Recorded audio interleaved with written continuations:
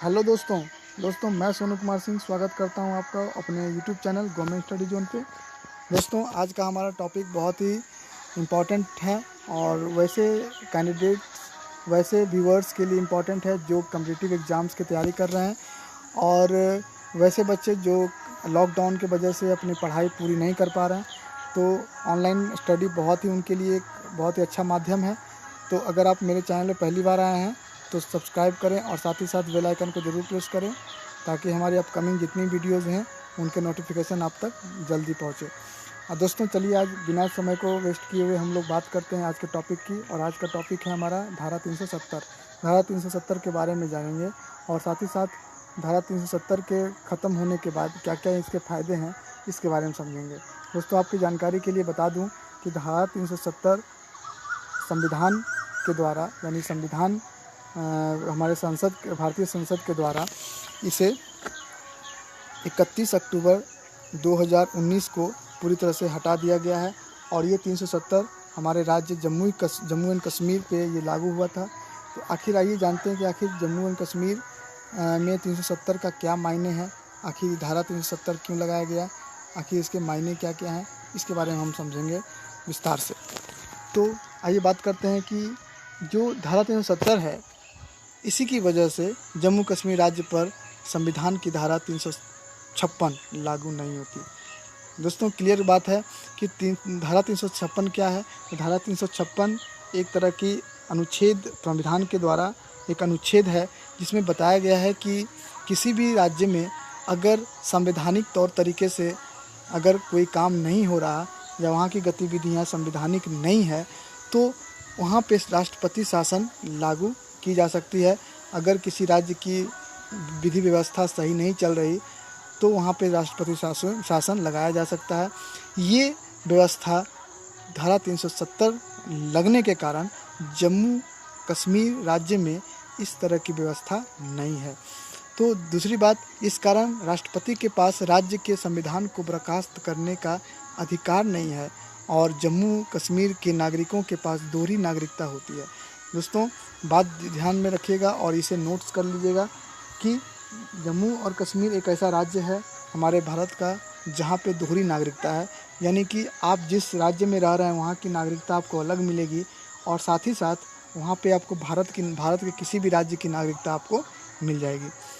तो दोस्तों ये बात बहुत ही इम्पॉर्टेंट है जानने लायक कि हमारे भारत में कौन सा ऐसा राज्य है जहाँ पे दोहरी नागरिकता चला जाता है, तो जम्मू कश्मीर।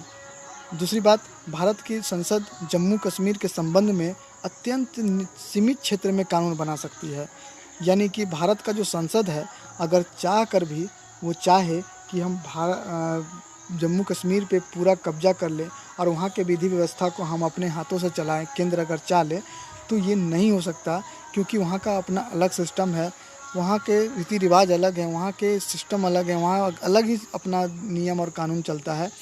तो एक देश में रह करके एक राज्य अगर अपना अलग कानून व्यवस्था चलाने लगे तो बहुत ही निंदनीय बात है, ये शर्मिंदगी वाली बात है। और जम्मू कश्मीर का जो राष्ट्र ध्वज भी है वो बहुत ही अलग है। ये भी ध्यान में रखने वाली बात है कि जम्मू कश्मीर का जो राष्ट्र ध्वज है वो अलग है। अभी तक हमने कभी भी अपने राज्य में, अपने देश में आप देखते होंगे किसी भी राज्य का अपना अलग राष्ट्र ध्वज नहीं होता, सभी का तिरंगा होता है जो कि राष्ट्रीय ध्वज है, उसका सम्मान सभी लोग करते हैं। लेकिन वहाँ के नागरिकों द्वारा भारत के राष्ट्रीय ध्वज का सम्मान करना अनिवार्य नहीं है। जम्मू कश्मीर के जितने भी नागरिक हैं अगर वहाँ राष्ट्रीय ध्वज जो हमारा तिरंगा है उसे अगर वो लोग सम्मान नहीं भी दे रहे हैं तो ये कोई बड़ी बात नहीं है। लेकिन अगर भारत के लोग जम्मू कश्मीर के अलग जो राज्य में रहते हैं अगर अपमान कर देते हैं तो उन पे केस और मुकदमा हो जाता है, उन्हें जेल जाना पड़ता है। उसके बाद ये भी कहा जाता है कि इसके तहत भारतीय नागरिक को विशेष अधिकार प्राप्त राज्यों के अलावा भारत में कहीं भी भूमि खरीदने का अधिकार है। यानी इसके तहत ये भी बताया जाता है कि भारतीय नागरिकों को विशेष अधिकार प्राप्त राज्यों के अलावा भारत में कहीं भी भूमि खरीदने का अधिकार है। यानी विशेष राज्य जिसे दर्जा मिल चुका है विशेष राज्य को छोड़ के, बाकी सभी जगह भारत जो नागरिक हैं भारत के, वो ज़मीन खरीद सकते हैं। यानी भारत के दूसरे राज्यों के लोग जम्मू कश्मीर में ज़मीन नहीं खरीद सकते। यानी कि जम्मू कश्मीर एक विशेष राज्य घोषित हुआ है। यहाँ पे जो ज़मीन है, यहाँ के ज़मीन को दूसरे राज्यों के लोग खरीद नहीं सकते। साथ ही साथ भारतीय संविधान की धारा 360 जिसके अंतर्गत देश में वित्तीय आपातकाल लगाने का प्रावधान है, वह भी जम्मू कश्मीर पर लागू नहीं होती। यानी कि वित्तीय आपातकाल लगाने का जो प्रावधान है धारा 360 के अंतर्गत आता है, वो जो है सो जम्मू कश्मीर पर लागू नहीं होती। यानी कि सरकार वहाँ पे वित्तीय आपातकाल की घोषणा भी नहीं कर सकती। साथ ही साथ जम्मू कश्मीर की विधानसभा का कार्यकाल 6 वर्षों का होता है, जबकि भारत के अन्य राज्यों की विधानसभाओं का जो कार्यकाल होता है वो 5 वर्षों तक का ही होता है। यानी कि सीधा जो है सो संविधान को एकदम झकझोर के रख देने वाला जो सिस्टम जम्मू कश्मीर में चलता है।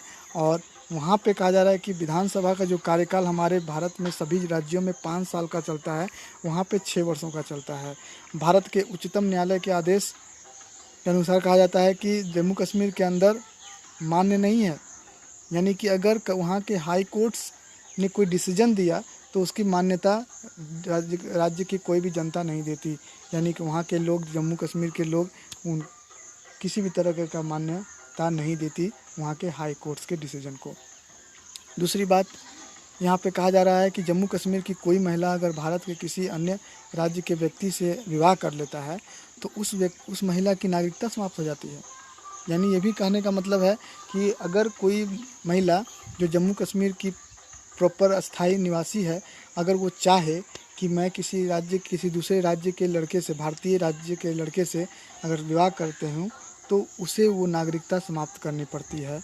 और साथ ही साथ इसके विपरीत, अगर इसके उल्टा कह रहा है क्या कि अगर वो पाकिस्तान के किसी व्यक्ति से विवाह कर ले तो उसे भी जम्मू कश्मीर नागरिकता मिल जाएगी। यानी अगर कोई महिला, जम्मू कश्मीर की महिला अगर पाकिस्तान के लड़के से विवाह कर लेती है तो उसे, यानी पाकिस्तान के लड़के को, पाकिस्तान वाले लड़के को, पाकिस्तानी को भी वो जो है सो नागरिकता वहाँ की मिल जाएगी। ये बहुत ही शर्मिंदगी वाली बात है दोस्तों कि जो देश में हमारा राज्य है, उस राज्य के जो रीति रिवाज हैं, जो सिस्टम है, जो वहाँ का कानून है, बहुत ही डिफरेंट है। और साथ ही साथ यहाँ पे ये भी बताया जा रहा है कि धारा 370 की वजह से कश्मीर में RTI और CAG जैसा कानून लागू नहीं होते। RTI और CAG, हालांकि RTI अब ख़त्म हो चुका है। RTI 2005 में कांग्रेस के द्वारा लाया गया था। वो बहुत ही अच्छा सिस्टम था जिसके अंतर्गत आप अपने सरकार से सवाल सीधे पूछ सकते हैं किसी भी चीज़ के रिलेटेड, कि आप जो है सो राइट टू इन्फॉर्मेशन है आपके पास सूचना का अधिकार है कि आप जो है सो सवाल जवाब कर सकते हैं। आपके सरकार की जो काम काज हैं उसके ऊपर सवाल कर सकते हैं, उससे सवाल पूछ सकते हैं। तो ये हालांकि हट गया है। और CAG जैसे कानून लागू नहीं होते इस राज्य में। कश्मीर में महिलाओं पर शरीयत कानून लागू है। कश्मीर में पंचायत को अधिकार प्राप्त नहीं है। और धारा 370 की वजह से ही कश्मीर में रहने वाले पाकिस्तानियों को भी भारतीय नागरिकता मिल जाती है। दोस्तों, बहुत ही बुरी बात है यहाँ पे कि धारा 370 के कारण ही पाकिस्तानी युवकों को, पाकिस्तानी लोगों को भी भारत की नागरिकता मिल जाती है, क्योंकि यहाँ पे दोहरी नागरिकता है। यहाँ पे जो लोग रहते हैं वहाँ पे उसका जो वो भारत के भी नागरिकता लेते हैं और साथ ही साथ वहाँ का अलग नागरिकता तो है ही। तो ये बहुत ही खतरनाक है और इसी के कारण आतंकवादी सरगना जो है धीरे धीरे हमारे देश में पैर पसार रहा है। आइए बात करते हैं कि अगर 370 को ख़त्म कर दिया जाए, हालांकि ये 370 अब हट चुका है हमारे देश से, 31 अक्टूबर 2019 को ही इसे ख़त्म कर दिया गया। आइए पता करते हैं कि आखिर इसे ख़त्म होने से क्या क्या हमारे फ़ायदे होंगे।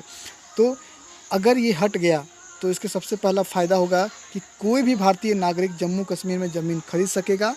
इससे पहले इस पर रोक थी। यानी कि अगर ये धारा 370 यहाँ से हट जाता है तो यहाँ के किसी भी राज्य के, भारत के किसी भी राज्य के लोग वहाँ पे जाके ज़मीन खरीद सकते हैं और वहाँ के अस्थायी निवासी बन सकते हैं। साथ ही साथ अब जम्मू कश्मीर का ध्वज अलग नहीं होगा, यानी एक राष्ट्र एक ध्वज। यानी कि अब जो जम्मू कश्मीर का जो अलग राष्ट्र ध्वज था है ना। अब वो ध्वज नहीं रहेगा, अब जो है सो राष्ट्रीय तिरंगा झंडा अब वहाँ का ध्वज कहलाएगा और उसका सम्मान करना सभी के लिए अनिवार्य होगा।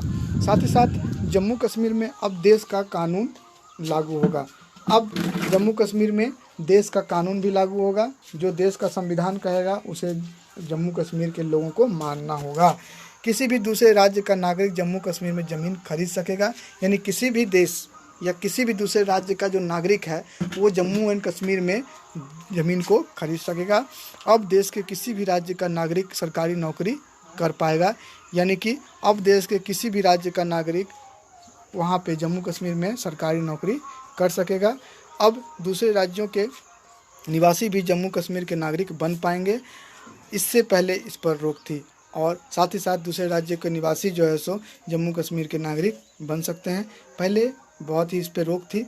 तो दोस्तों, कैसा लगा ये मेरा वीडियो आप कमेंट बॉक्स में ज़रूर लिखिएगा और साथ ही साथ हमें कोई अगर एडवाइस देना चाहते हो तो वो भी आप जो है सो हमें कमेंट करके बोल सकते हैं। आपका कमेंट का मुझे इंतज़ार रहेगा। धन्यवाद। जय हिंद।